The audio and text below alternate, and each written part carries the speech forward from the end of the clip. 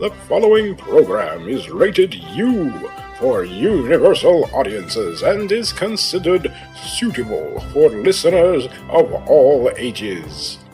This is a presentation of Dream Realm Enterprises, where dreams are our reality.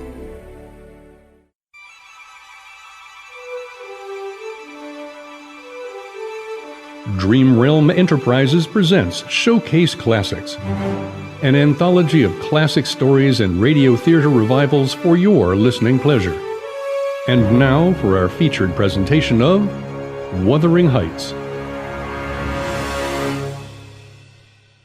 Act 2 of Wuthering Heights, starring Alexa Chipman as Kathy, Carl Werner as Heathcliff, and Mindy Rast Keenan as Isabella. On that stormy winter night, nearly 200 years ago, the traveler, Lockwood, sat in the musty guest room at Wuthering Heights, listening to the story told to him by the servant, Ellen. Outside, the wind swept over the moors, shaking the ancient house to its foundations. A lamp on the mantelpiece flickered, casting eerie shadows.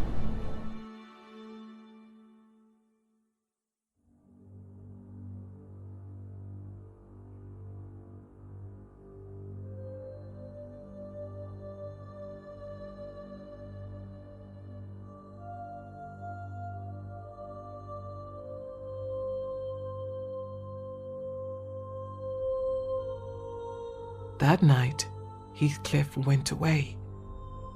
Kathy ran far across the moors after him in the bitter cold, calling his name into the wind.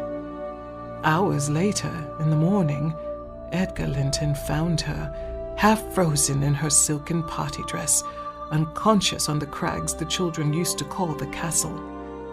For weeks after, she was ill. The Lintons took her to their manor house, and I was glad, for day by day the strange influence that Heathcliff had had upon Kathy wore off, and she was happy with Edgar.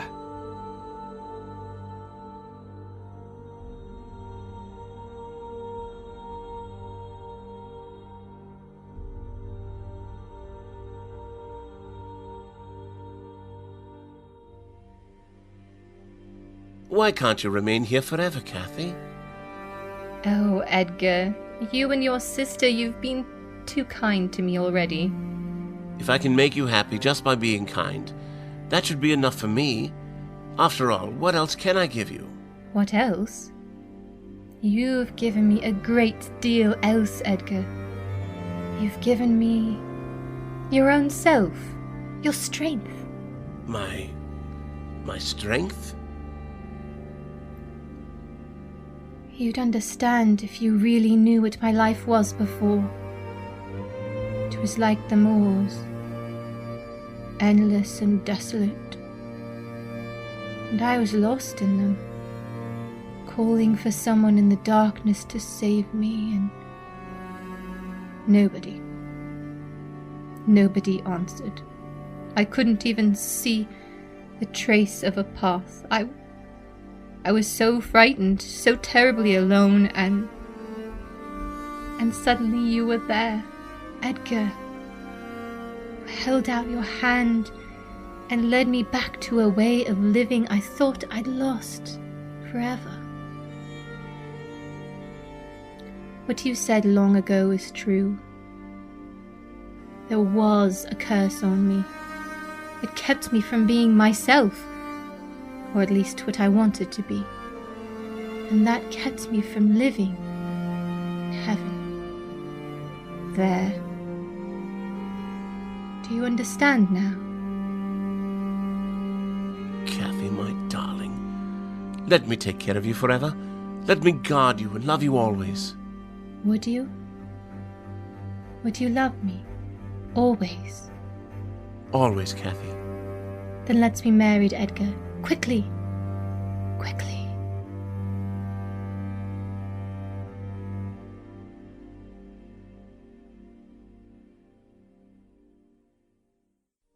If the Linton home had seemed heaven to me before, I don't know what to call it after she became its mistress. The only one who did not seem completely happy was Edgar's sister, Isabella. A year or two after the marriage, the three of them sat in the drawing room, Edgar reading, Isabella playing the spinet, Cathy quietly doing petit point, when the door knocker sounded.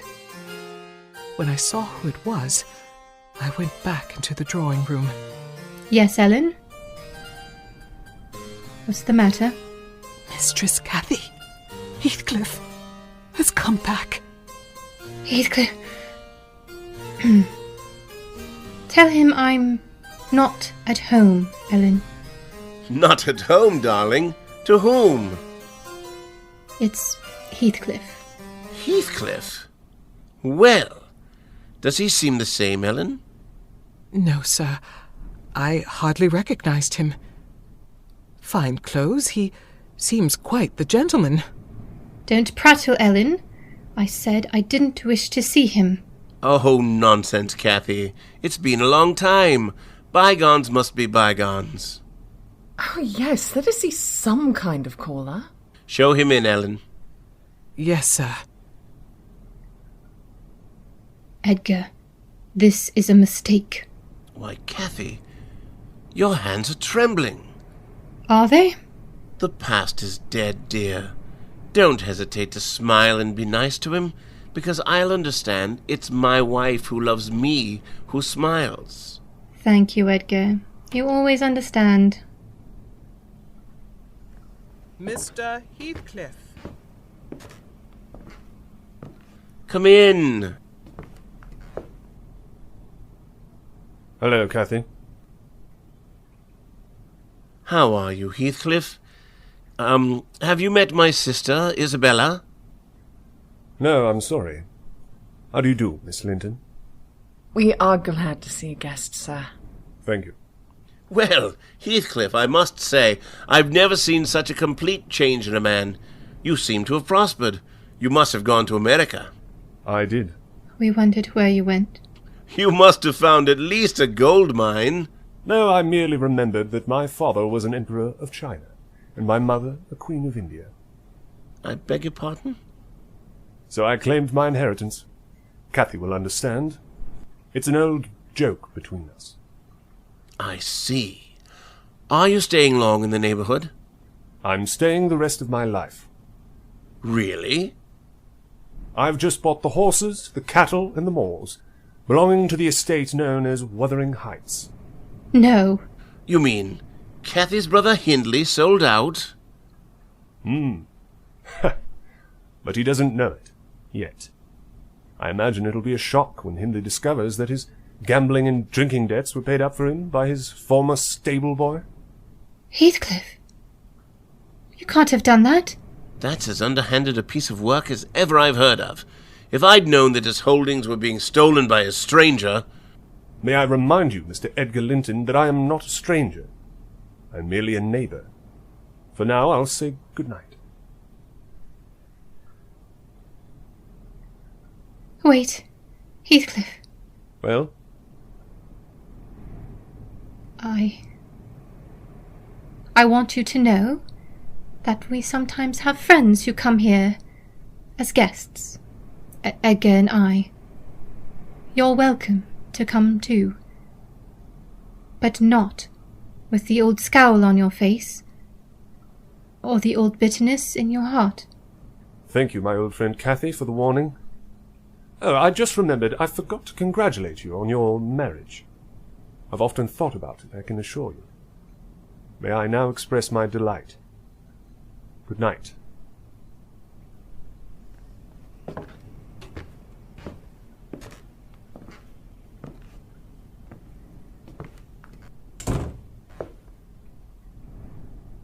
Edgar, I think you behaved abominably. What? And you too, Cathy. What in thunder do you mean? You could have at least been civil. You dismissed him as if he'd been a servant. Well, do you consider him anything else? Yes, I find he's grown fascinating and distinguished. Really, Isabella, I hope I misunderstand. Well, you don't. We see all too few people, and I for one shan't be rude if he ever calls again.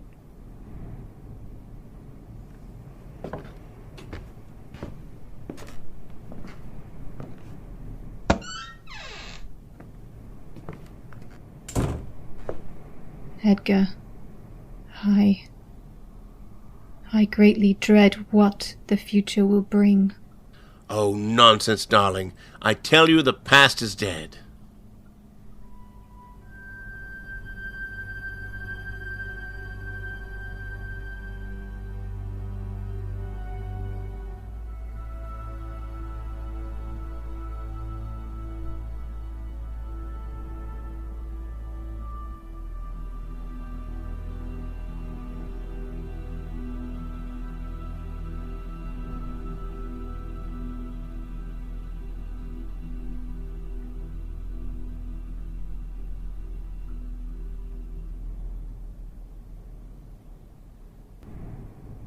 That's all, Joseph. You'll stay on, of course. Thank you, sir. Shall I pack Master Hindley's things? Just move him out of the master's bedroom. He'll remain under this roof. Master Hindley, sir? He gave me a roof once when I needed it. I take it he's drinking a great deal? Yes, sir. Though Dr. Kenneth has ordered him not to. We'll give him all the drink he wants. Yes, sir. A lady is waiting to see you, sir. A lady? From Linton Manor, sir. Well, why didn't you tell me? In the future, announce visitors at once.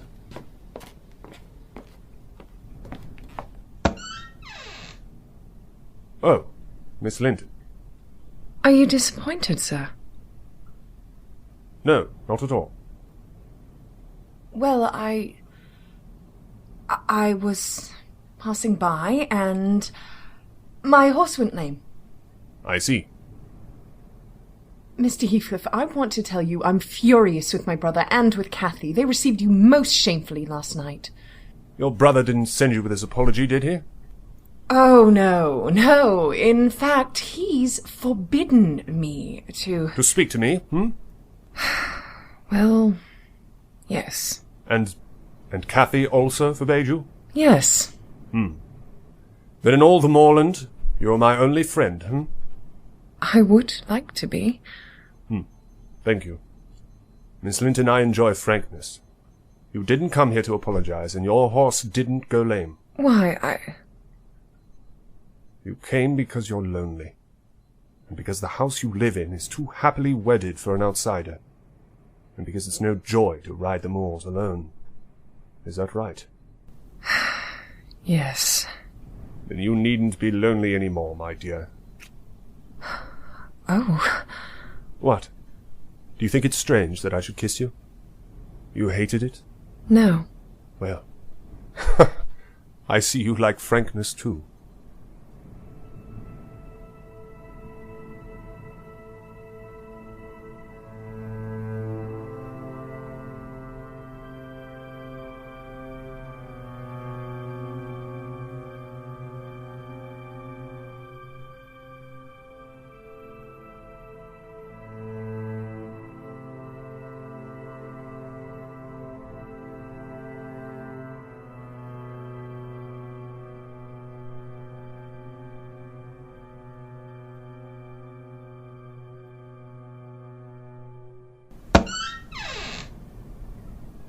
Oh, come in, Cathy. Wasn't it a lovely dance tonight?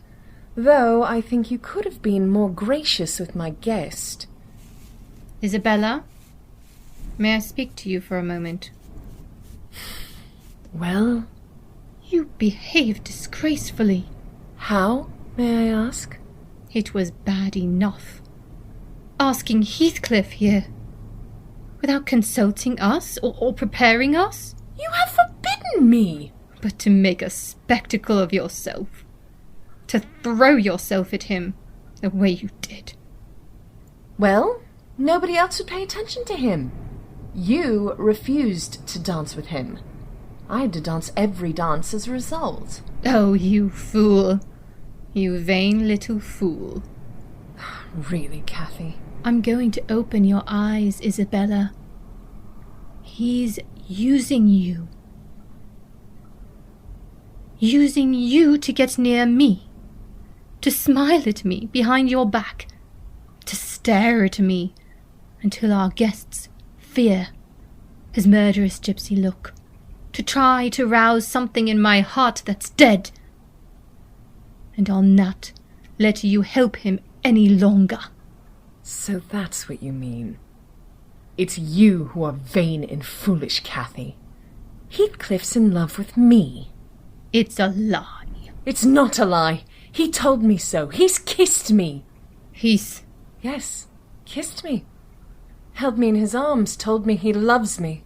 Oh. I'm going to your brother. Yes, go to Edgar. Tell him Heathcliff asked me to marry him, and that I have said yes. You hear? Yes. You can't. He's not a man.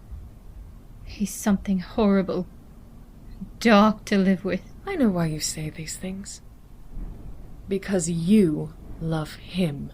How dare you say that? Yes, you do love him.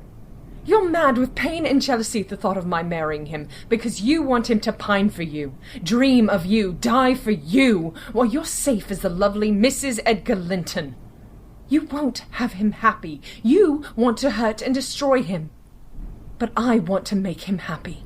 And I will. Do you hear? I will.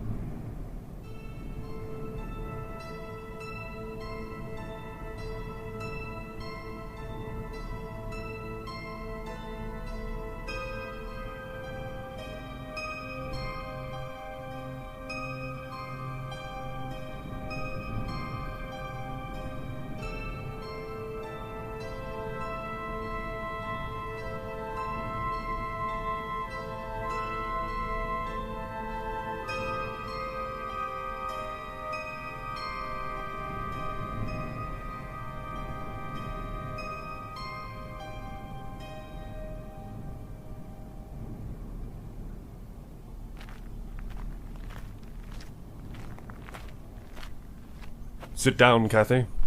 I won't say I'm not surprised to see you. Heathcliff, is it true? Is what true? Did you ask Isabella to marry you? Oh, Heathcliff, you mustn't do this villainous thing. She's never harmed you.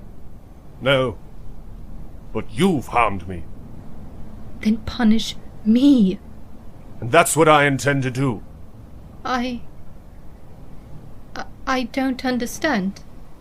Every moment I hold her in my arms, when I kiss her, when I promise her life and happiness, you'll be punished. You'd marry her? To do that? Yes, to teach you the ways of pain and the hell that I'm in. Oh, Heathcliff, you can't. If there's anything human left in you, don't make me a partner to this crime. It's mad, it's stupid. If your heart were only stronger than your dull care for the world and its conventions, I'd live silent and content in your shadow, begging for an occasional word or thought as I used to do. But now, you had to destroy me with that weakness you call virtue. You had to keep me tormented with that cruelty you think so pious. How have I been cruel? You wished to be known as the finest lady in the county. You wanted your luxury and your light, and at the same time you wanted to keep me, your despairing lover. Well, now that I am returned, had you given me the smile of love, I might have been content. But you needn't think of me now as your despairing and foolish lover. You can think of me as Isabella's husband, and be glad for my happiness, as I am for yours.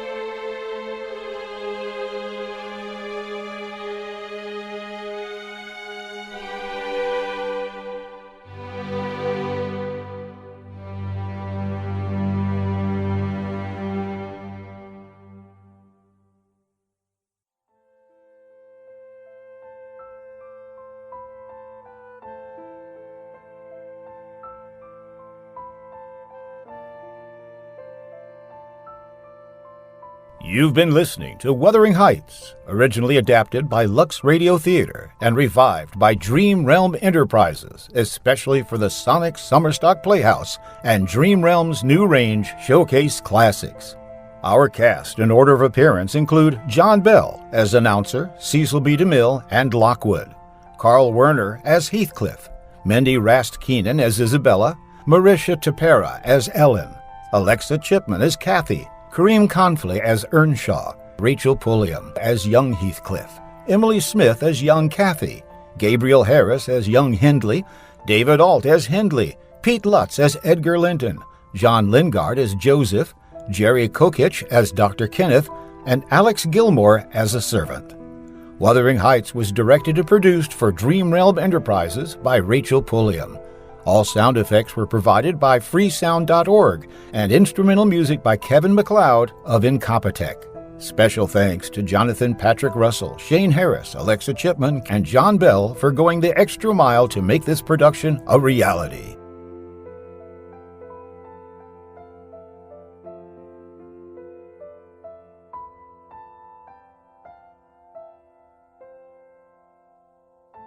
This program is copyright 2020 and is brought to you by Dream Realm Enterprises, soaring into new realms.